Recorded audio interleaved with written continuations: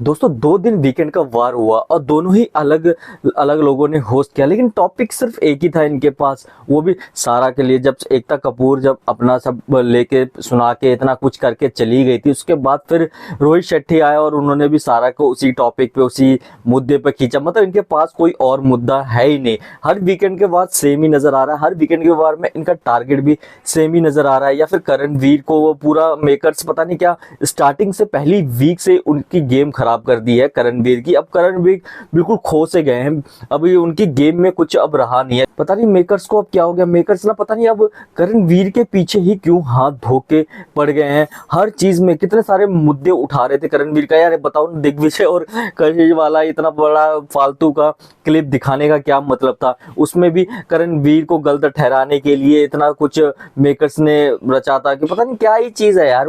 यार दोनों की आपस की बात है। हमें पूरा वैसे तो एपिसोड में नहीं दिखाया और अब दिखा रहे हैं क्लिप काट के कि उसमें करणवीर को गलत बताने कि करणवीर क्यों चाहता है। भाई भाई साहब, घर में बंदा क्या करे, सर दीवारों पे सर मारे और क्या करे, क्योंकि घर में इतना टाइम स्पेंड करना बहुत ही ज्यादा मुश्किल होता है। तो इसी वजह से इन सब चीजों में ना लोग अपना माइंड डाइवर्ट करते रहते हैं। तो ये चीजें चलती रहती है, लेकिन वही है ना, मेकर चाहते हैं कि करणवीर के और भी ज्यादा उसकी गेम खराब करे। तभी तो हर चीज हर टॉपिक पे उठाने के लिए कर रहे हैं। फिर श्रुतिका से उसका जो सारा का था उस टॉपिक पे उठाया। बहुत सारे टॉपिक में ना करणवीर को ना रोहित शेट्टी जो आए हुए थे ना, मेरे को लग रहा था स्पेशली करणवीर के लिए ही ये वीकेंड का वर्क कंडक्ट किया गया था कि करणवीर को ही नीचे गिराया जाए। वरना यार बहुत सारे मुद्दे होते हैं यार। अब विवियन के खिलाफ तो एक शब्द भी नहीं बोला जाता किसी से कि उनका नेगेटिव। यार नेगेटिव बंदे का सिर्फ पॉजिटिव पॉजिटिव दिखाओगे क्या? उसके भी तो नेगेटिव है ना, कि उसका एरोगेंट बिहेवियर है, कि वो घर वाले जो उसके साथ रहते हैं जब उन सबको दिखता है, ऑडियंस को दिखता है, पता नहीं मेकर्स को क्यों नहीं दिखता। क्योंकि वीकेंड के वार पे एक चीज तो उसको भी बोलना चाहिए, हमेशा ही ऊपर चढ़ाना या पॉजिटिविटी ही दिखाना विवियन के लिए। तो वो चीजें भी ना अब गलत नजर आ रही है, गलत शो हो रहा है, जो प्रोजेक्शन हो रहा है ना तो गलती हो रहा है। आप देखो ना यार, अब जो वुमेन कार्ड का चाहत पांडे के लिए जो वुमेन कार्ड के लिए था, एकता कपूर ने लंबा चौड़ा भाषण दिया। कम से कम 10 मिनट का ये टॉपिक खींचा गया और 1-2 मिनट का एलिस का टॉपिक जो सबसे बड़ा टॉपिक था, सबसे बड़ा मुद्दा था। थोड़ा और भी तरीके से ना रोहित शेट्टी को ना अच्छे से क्लास लेनी चाहिए थी और किसी को भी लेनी चाहिए थी। क्योंकि एलिस का भी वो जो कार्ड था ना, बहुत ही वो सबसे गंदा कार्ड था। वो तो चाहत ने तो ऐसा कभी किया भी नहीं था जो कि एलिस ने जो कि उसका था यार, पर्पजली ऐसा करना चाह रही थी। तो वो चीजें बिल्कुल साफ साफ देखी जा रही थी, लेकिन उसमें भी 1 मिनट का ही टॉपिक खींचा गया।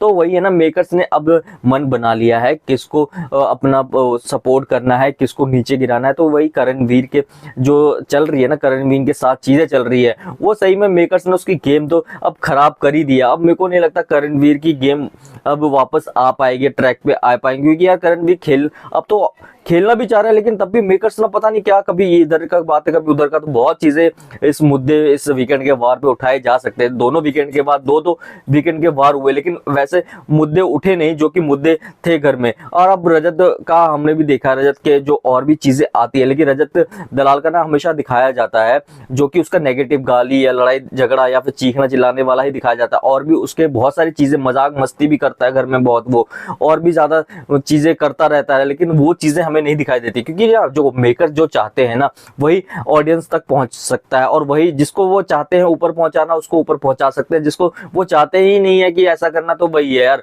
रजत जैसा भी है, बस उसकी ना उसके लैंग्वेज इशू है, गाली दे देता है या फिर कुछ ऐसा बदतमीज कुछ भी बोल देता है। लेकिन वो ना जो है दिल से है और मन से बोलता है, और जो है सच्चाई, ये रियलिटी शो के लिए नहीं है। तो दिग्विजय और रजत की दोनों की पर्सनालिटी ना इस गेम में ना इस रियलिटी शो के लिए बहुत ही बढ़िया है। तो इसी वजह से आगे चल के दिग्विजय भी जो खुलेंगे ना, दिग्विजय का भी ना बहुत ज्यादा जो वो खुलेगा ना बंदा, तो एक एक का बंदे की ना वो सही में बैंड बजाने वाला है, और वो परफेक्ट रियलिटी शो मटेरियल वाला बंदा है। तो इसी वजह से ना वो कभी भी वो शेल में रहने वाला नहीं है। जो होगा उसके मुंह पे, चाहे वो अपने हो पराए हो, वो मुंह पे अपना ओपिनियन रखने वाला बंदा है। तो वही चीजें हमें देखने को मिली वीकेंड के वॉर पे।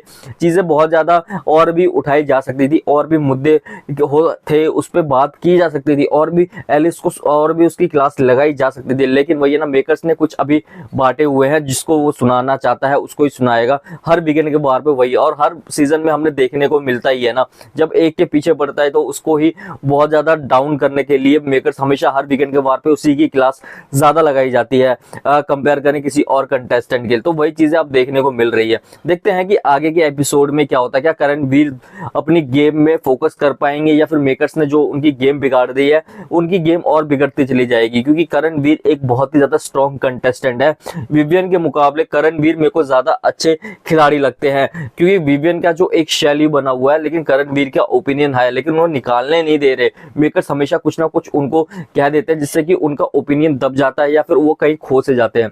दोस्तों आपकी क्या राय है, कमेंट करके बताएं। वीडियो अच्छी लगी वीडियो को लाइक, चैनल को सब्सक्राइब जरूर कर दें।